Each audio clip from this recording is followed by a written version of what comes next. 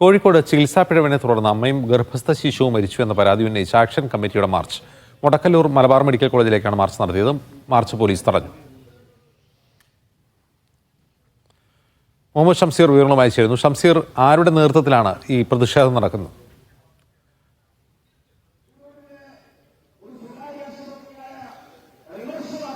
അജംസ്, ഈ സംഭവത്തിന് ശേഷം പ്രദേശത്ത് ഒരു ആക്ഷൻ കമ്മിറ്റി രൂപീകരിച്ചിരുന്നു. ആക്ഷൻ കമ്മിറ്റിയുടെ നേതൃത്വത്തിലാണ് ഇന്നിപ്പോൾ മുടക്കല്ലൂർ മലബാർ മെഡിക്കൽ കോളേജിലേക്ക് മാർച്ച് നടത്തുന്നത്. ഈ മാർച്ച് ഗേറ്റിന് മുന്നിൽ പോലീസ് തടയുകയായിരുന്നു. സംഭവം എന്താണെന്ന് വെച്ചാൽ കഴിഞ്ഞ വ്യാഴാഴ്ചയാണ് അശ്വതിയും ഒപ്പം അശ്വതിയെ പ്രസവത്തിന് വേണ്ടി ഈ മുടക്കല്ലൂർ ഗവൺമെന്റ് മുടക്കല്ലൂർ മലബാർ മെഡിക്കൽ കോളേജിലേക്ക് എത്തിക്കുന്നു. അന്ന് രാത്രി പ്രസവ വേദന ഉണ്ടായതിനു ശേഷവും സിസേറിയന് ഈ ഹോസ്പിറ്റൽ അധികൃതർ തയ്യാറായില്ല എന്നാണ് പറയുന്നത്. സിസേറിയൻ ചെയ്യണമെന്ന് പലതവണ ആവശ്യപ്പെട്ടിട്ടും നോർമൽ പ്രസവത്തിന് വേണ്ടി കാത്തിരുന്നു. ഒടുവിൽ ഈ ഗർഭസ്ഥ ശിശു മരിക്കുന്ന സ്ഥിതി ഉണ്ടാകുന്നു. തൊട്ടു പിറ്റേ ദിവസം അശ്വതിയും മരണത്തിന് കീഴടങ്ങുകയായിരുന്നു. അശ്വതിയെ മറ്റൊരു സ്വകാര്യ ആശുപത്രിയിലേക്ക് മാറ്റിയെങ്കിലും പിന്നീട് മരണത്തിലേക്ക് കീഴടങ്ങുന്ന സ്ഥിതിയാണ് ഉണ്ടായത്. കനത്ത അനാസ്ഥ ആശുപത്രി അധികൃതരുടെ ഭാഗത്തു നിന്നുണ്ടായി എന്നാണ് ഇപ്പോൾ ബന്ധുക്കൾ ആരോപിക്കുന്നത്. ഈ സംഭവം നടന്നതിന് ശേഷം അശ്വതിയുടെ മൃതദേഹവുമായി ഈ ഹോസ്പിറ്റലിലേക്ക് കഴിഞ്ഞ ശനിയാഴ്ച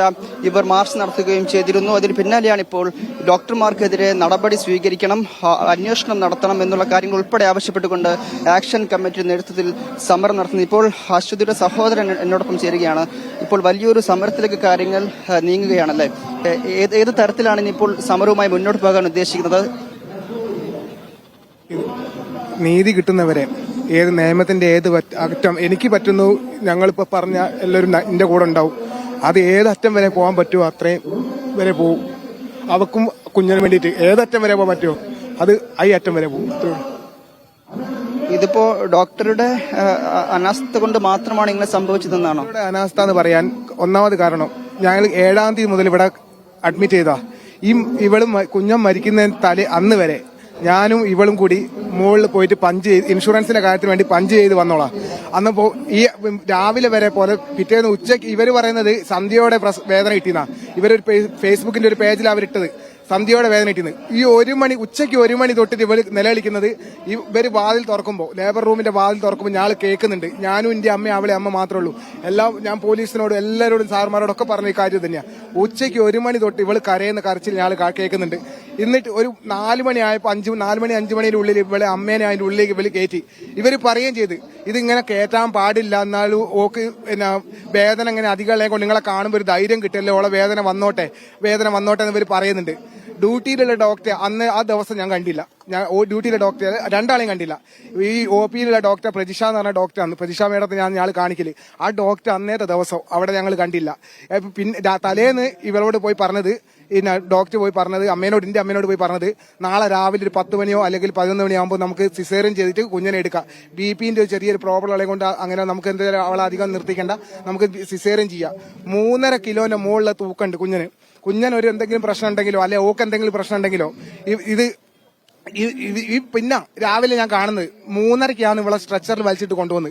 എന്നിട്ട് അരമണിക്കൂർ കൊണ്ട് ഡോക്ടറിനോട് വന്ന് പറയാ. അന്നപ്പാണ് ഡ്യൂട്ടിയിലെ ഡോക്ടർ ആരാന്നറിയുന്നത്. അതുവരെ ഒരു മെയിൽ ഡോക്ടറാണ് നിന്റെ അടുത്ത് വന്ന് കാര്യങ്ങൾ പറയുന്നത്. ഒരു 2 ആളുണ്ട്, ഒരു ചെറിയൊരു കുട്ടിയോ, അവരും 3 ആളെ അതിന്റെ ഉള്ളിലുള്ളൂ. എന്നോട് പറഞ്ഞ് ഡ്യൂട്ടി ഡോക്ടർ അകത്തുണ്ട് ഓളോട് സംസാരിക്കുന്നുണ്ട്. ഞാൻ എന്നാലും വിചാരിക്കുന്നത് പ്രജിഷാമേടാന്നാ. ഇവളെ ഉറക്ക കരഞ്ഞിട്ട് പറയുന്നുണ്ട്, ഇന്നെ കാണിച്ച ഡോക്ടറൊന്ന് കാണിച്ചു തരി, അല്ലെ ഇന്നെ വേറെ എവിടേക്ക് മാറ്റി.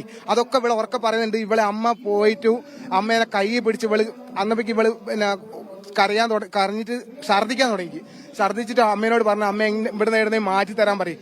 എന്നിട്ടും ഈ മെയിൽ ഡോക്ടറിനോട് വന്ന് പറയുന്നത്, കുട്ടിക്കും അമ്മയ്ക്കും ഒരു കുഴപ്പമില്ല, സ്വാഭാവികമായിട്ടുള്ള പ്രസവം മതി, എന്തിനാന്ന് അതിനാ കീറുന്നത്, ഓള് കുറച്ച് വാശി പിടിക്കുകയാന്ന് നിന്നോട് വന്ന് പറഞ്ഞു. ഓള് വാശി പിടിക്കുകയാന്ന്, ഓക്ക് വേദന വന്നില്ല എന്നാണ് ഈ ഡോക്ടറിനോട് പറയുന്നത്. പിറ്റേന്ന് 3:30-ക്ക് കൊണ്ടുപോകുമ്പോ ഈ ഡോക്ടർ മുഖത്തേക്ക് നോക്കിയിട്ട് ഓളിതാ ഇങ്ങനെ കൈ വെച്ചിക്ക് വയറ്റില്. എന്നിട്ട് ഓ എന്ന് പറഞ്ഞിട്ട് കരയുന്നത്. അത് അന്നപ്പേക്ക് എനിക്ക് തോന്നി മക്കൾ പോയിക്കിന്ന്. എന്നിട്ട് ഡോക്ടർ വന്ന് പറയാന്നേ, മക്കൾ മരിച്ച് അമ്മേന്റെ ഗർഭപാത്രം പൊട്ടി, ഇനി അമ്മേനെ രക്ഷിക്കണമെങ്കിൽ എനിക്ക് സൈൻ ചെയ്ത് തരണം.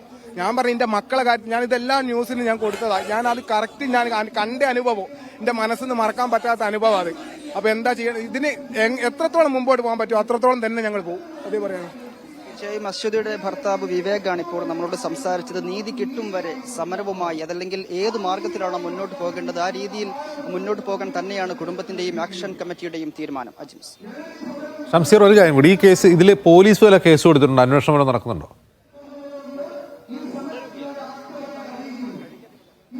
തീർച്ചയായും അത്തോളി പോലീസ് കേസെടുത്ത് അന്വേഷണം തുടങ്ങിയിട്ടുണ്ട്. പക്ഷേ ഈ ഡോക്ടർമാരെ പ്രതി ചേർക്കുന്നതിലേക്കോ മറ്റു നടപടികളിലേക്കൊന്നും തന്നെ നീങ്ങിയിട്ടില്ല എന്നാണ് അറിയുന്നത്. മാത്രമല്ല ഈ DMO മെഡിക്കൽ ബോർഡ് രൂപീകരിച്ചുകൊണ്ട് ഒരു അന്വേഷണം നടത്തുമെന്ന് നേരത്തെ അറിയിച്ചിരുന്നു. അതിലും പുരോഗതി ഒന്നും ഉണ്ടായിട്ടില്ല എന്നുള്ള കാര്യം കൂടിയുണ്ട്. ഇപ്പോൾ കഴിഞ്ഞ വ്യാഴാഴ്ചയാണ് ഈ സംഭവം നടക്കുന്നത് എന്ന് കൂടി നമ്മൾ കാണണം. അതിനുശേഷം വ്യാഴാഴ്ച ഗർഭസ്ഥ ശിശു മരിക്കുന്നു. തൊട്ടു പിറ്റേ ദിവസം അശ്വതിയും മരണത്തിന് കീഴടങ്ങുന്ന നിലയിലേക്ക് കാര്യങ്ങൾ മാറുകയാണ്. ശനിയാഴ്ച വലിയ തോതിൽ ഈ മൃതദേഹവുമായി ആളുകൾ മെഡിക്കൽ കോളേജിലേക്ക് വരികയും ഇതിനു മുന്നിൽ വലിയ സമരം നടത്തുകയൊക്കെ ചെയ്ത പശ്ചാത്തലത്തിലാണ് മെഡിക്കൽ ബോർഡ് രൂപീകരിക്കുമെന്നും ഇതിൽ നടപടി ഉണ്ടാകുമെന്നും ഒക്കെ DMO പറഞ്ഞിരുന്നത്. എന്നാൽ അതിലും ഒരു മുന്നോട്ട് പോക്ക് ഉണ്ടായിട്ടില്ല.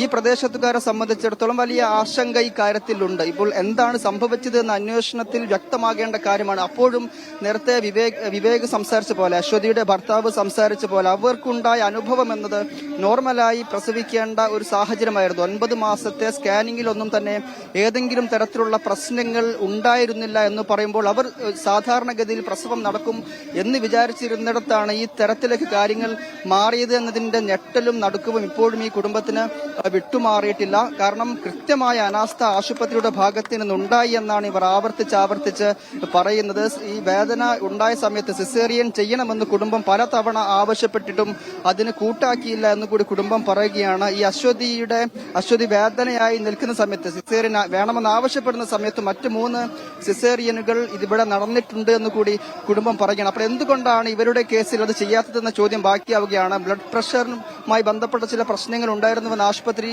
അധികൃതർ വിശദീകരിക്കുമ്പോൾ പോലും എന്തിനാണ് ഇത്ര ലാഗ് ചെയ്തത്, ഈ ചികിത്സ വൈകിപ്പിച്ചത്?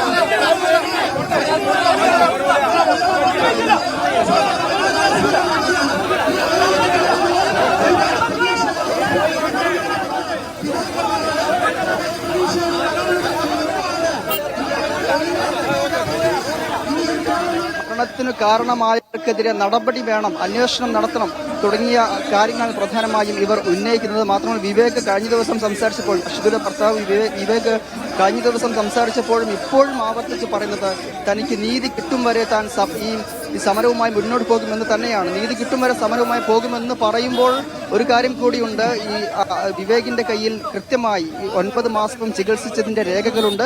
കുട്ടിക്കോ അമ്മയ്ക്കോ ഏതെങ്കിലും തരത്തിലുള്ള ആരോഗ്യ പ്രശ്നങ്ങൾ ഉണ്ടായിരുന്നില്ല എന്നതിന്റെ രേഖകളുണ്ട്.